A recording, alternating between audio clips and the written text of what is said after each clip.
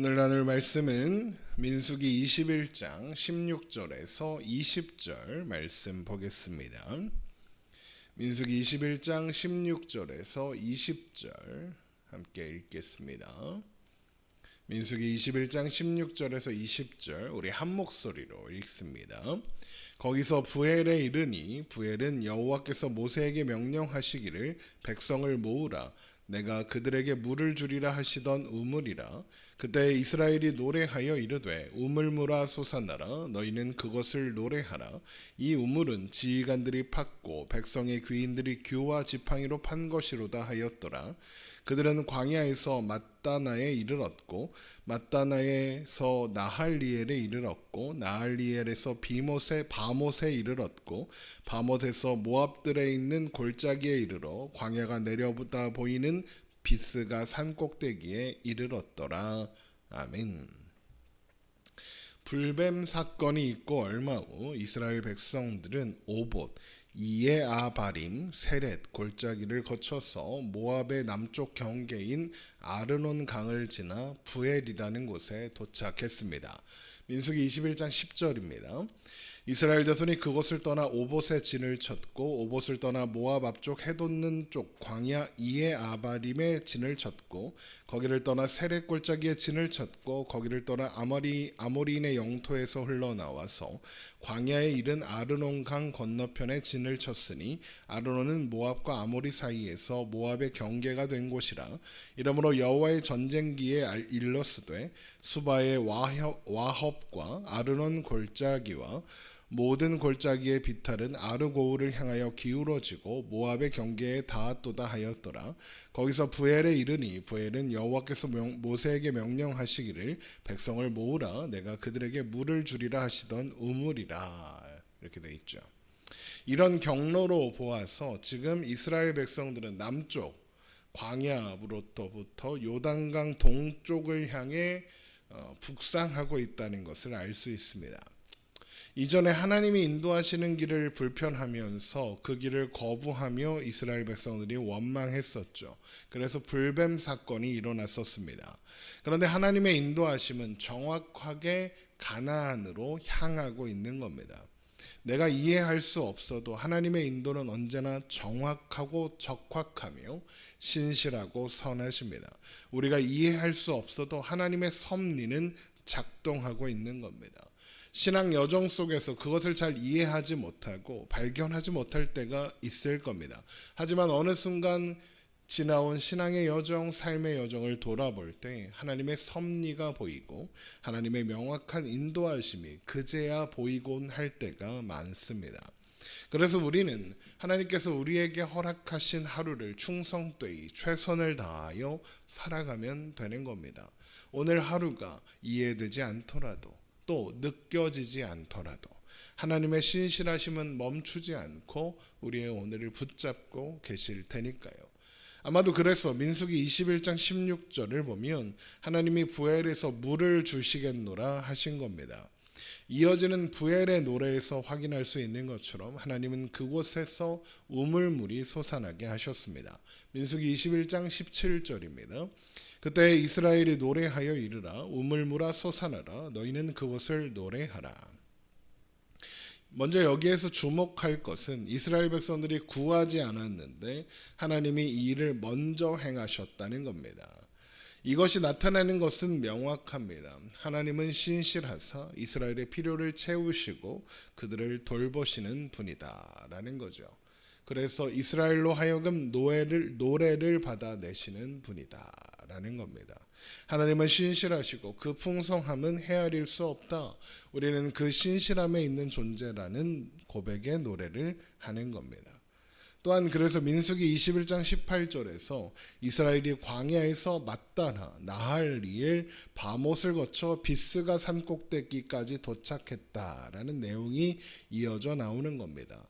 맛다나는 선물이란 뜻이고 나할리엘은 하나님의 시내라는 뜻이며 바못은 높은 곳이라는 뜻입니다.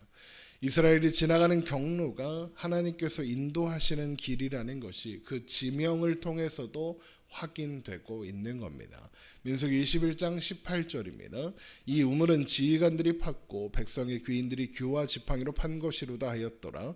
그들은 광야에서 맞다나에 이르렀고 맞다나에서 나할리엘에 이르렀고 나할리엘에서 바못에 이르렀고 바못에서 모압들에 있는 골짜기에 이르러 광야가 내려다 보이는 비스가 산 꼭대기에 이르렀더라. 그렇게 비스가 산 꼭대기에 도착했습니다. 비스가는 훗날 모세가 가나안 땅을 눈으로 바라보는 장소입니다. 그러니까 이 경로의 끝은 약속의 땅이 이제 눈에 들어오는 지점이었다는 겁니다. 그렇게 하나님은 하나님의 말씀이 얼마나 신실하게 성취되고 있는지 이스라엘이 걸어가는 모든 걸음들을 통해서 확인하게 하시고 또 확인하게 하시는 겁니다. 그런데 이스라엘은 그곳에서 아모리 왕 시혼에게 그의 땅을 지나갈 수 있게 해달라고 사신을 보내게 됩니다. 민수기 21장 21절입니다. 이스라엘이 아모리 왕 시혼에게 사신을 보내어 이르되 우리에게 당신의 땅을 지나가게 하소서. 우리가 밭에든지 포도원에든지 들어가지 아니하며 우물물도 마시지 아니하고 당신의 지경에서 다 나가기까지 왕의 큰 길로만 지나가리이다 하나. 신명기 2장 24절에서 26절을 보면 이 일은 하나님의 명령이었습니다. 한번 찾아보겠습니다. 신명기 2장 24절입니다. 신명기 2장 24절에서 27절까지. 너희는 일어나 행진하여 아르논 골짜기를 건너라. 내가 헤스본 왕 아모리 사람 시온과 그의 땅을 내 손에 넘겼은즉 이제 더불어 싸워서 그 땅을 차지하리라. 오늘부터 내가 천하 만민이 너를 무서워하며 너를 두려워하게 하리니 그들이 내 명성을 듣고 떨며 너로 말미암아 근심하리라 하셨느니라. 내가 그 대목 광야에서 헤스본 왕 시온에게 사자를 보내어 평화의 말로 이르기를 나를 내 땅으로 통과하게 하라. 내가 큰 길로만 행하고 좌로나 우로나 치우치지 아니하리라. 하나님은 아모리 사람 시온과 더불어 싸워서 그 땅을 차지하라고 그와 그 땅을 이스라엘 손에 넘기셨다고 말씀하셨습니다. 그리고 이 일이 시작이 되어 온 천하 만민이 이스라엘을 두려워하게 될 것이다 라고 하시죠. 그런데 신명기 2장 26절을 보면 동시에 시온에게 사자를 보내어 평화의 말로 우리를 통과하게 하라 라고 그렇게 이르라 라고 명령하십니다. 하나님께서 그들과 싸워라 이렇게 해놓으시고는 또 평화의 사자를 보내라 라고 하셨던 이유는 뭘까요? 먼저 하나님은 시온이 평화의 사자의 말을 거절할 것을 아셨습니다. 그러나 평화의 사자를 보낼 필요가 있었습니다. 왜 필요했을까? 이후에 만나게 될 에돔과 모압을 위해서입니다. 먼저 신명기 2장 4절에서 5절을 봅니다. 지금 아직 신명기 펴놓고 계시죠. 신명기 2장 4절입니다. 너는 또 백성에게 명령하여 이르기를 너희는 세일에 거주하는 너희 동족 에서의 자손이 사는 지역으로 지날진대 그들이 너희를 두려워하리니 너희는 스스로 깊이 삼가고 그들과 다투지 말라. 그들의 땅은 한 발자국도 너희에게 주지 아니하리니 이는 내가 세일산을 에서에게 기업으로 주었습니다. 그리고 또 9절에 내려가서 신명기 2장 9절도 봅니다. 여호와께서 내게 이르시되 모압을 괴롭히지 말라. 그와 싸우지도 말라. 그 땅을 내가 내게 기업으로 주지 아니하리니 이는 내가 롯 자손에게 아르를 기업으로 주었음이라. 이렇게 돼 있죠. 하나님은 에돔과 모압을 건드리지도 말고 싸우지 말라라고 하셨습니다. 에돔은 에서의 후손에게, 모압은 롯의 후손에게 하나님께서 주신 기업이다라는 거죠. 그런데 에돔과 모압이 그냥 순순히 지나가게 해달라라는 이스라엘의 요청을 따를까요? 안 따를 겁니다. 에돔만 봐도 이미 민수기 20장에서 한번 거절한 바가 있습니다. 과거 우리나라에 임진왜란 전쟁이 일어났었잖아요. 그때 왜 전쟁이 일어난 겁니까? 일본이 당시 명나라를 치겠다며 조선의 길을 빌려달라 이렇게 요청한 것을 거절했기 때문입니다. 그런데 그때 길을 빌려줬으면 전쟁이 안 일어났을까요? 조선이 왜 일본한테 길을 빌려주지 않았겠습니까? 그냥 걔들이 말한 대로 조용히 가만히 지나가기만 할 리가 없으니까 그런 겁니다. 어느 나라도 타국의 군대에게 쉽게 길을 내주지 않는 법입니다. 그 군대가 침략군으로 변하면 순식간에 나라가 무너질 테니까요. 그래서 에돔과 모압도 그렇게 반응할 겁니다. 그러면 길을 빌려달라는 요청을 그들이 순순히 응답하려면 어떻게 되어야 하겠습니까? 신명기 아까 2장 4절에 너희 동족 에서의 자손이 사는 지역으로 지날진대 그들이 너희를 두려워하리니 이렇게 돼 있죠. 두려워야 합니다. 상대가 무서워야 합니다. 우리가 지나갈 게 이렇게 해야 합니다.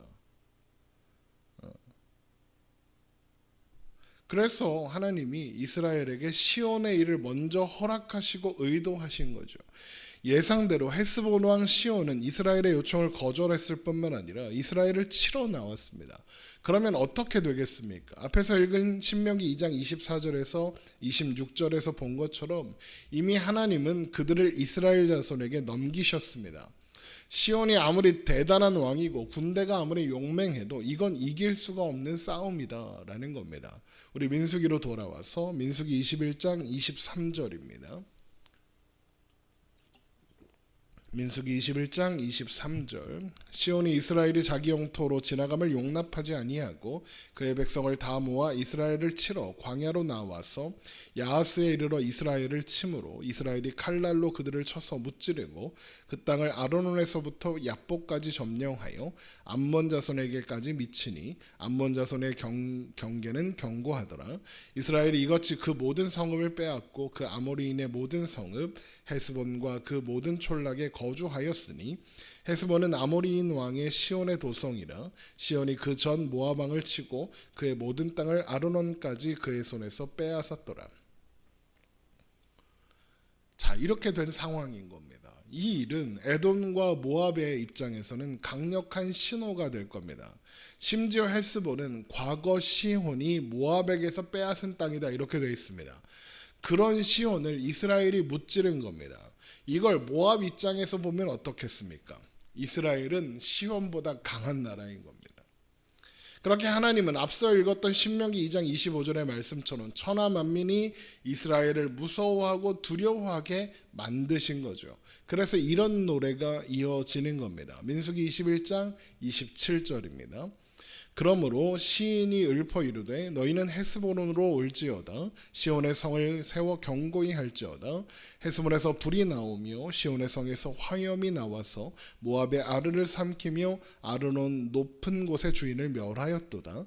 모압아 내가 화를 당하였도다. 그모스 백성아 내가 멸망하였도다. 그가 그의 아들들을 도망하게 하였고 그의 딸들을 아모리인의 왕 시온의 포로가 되게 하였도다. 우리가 그들을 쏘아서 헤스본을 디본까지 멸하였고 메드바에 가까운 노바까지 황폐하게 하였도다 하였더라.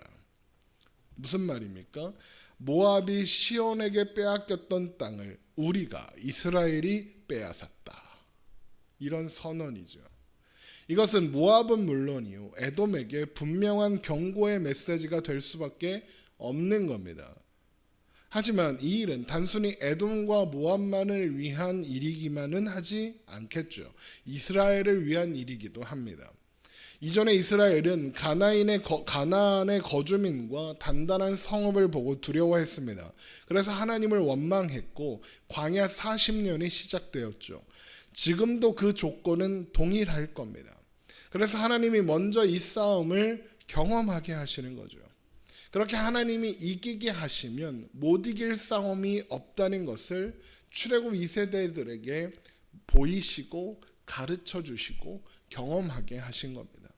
그러니 가나안 족속과 성읍을 두려워하지 않고 두려워하지 말고 나아가라 하시는 겁니다. 그렇게 하나님은 잠시도 신실하심을 멈추지 않으신 겁니다.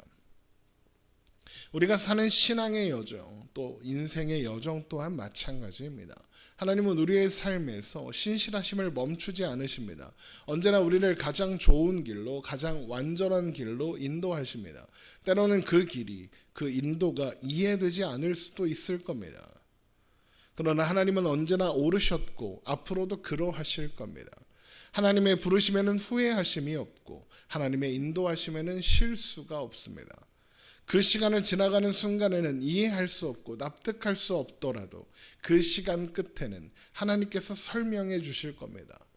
혹 우리가 이 세상에서의 삶을 마칠 때까지도 이해하지 못할 그런 일이 있더라도 마침내 하나님 나라에 입성하는 그날 그것을 다 알고 이해하게 될 것이며 그로 인해 하나님의 행하심을, 하나님의 인도하심을, 하나님의 섭리를 찬양하게 될 겁니다.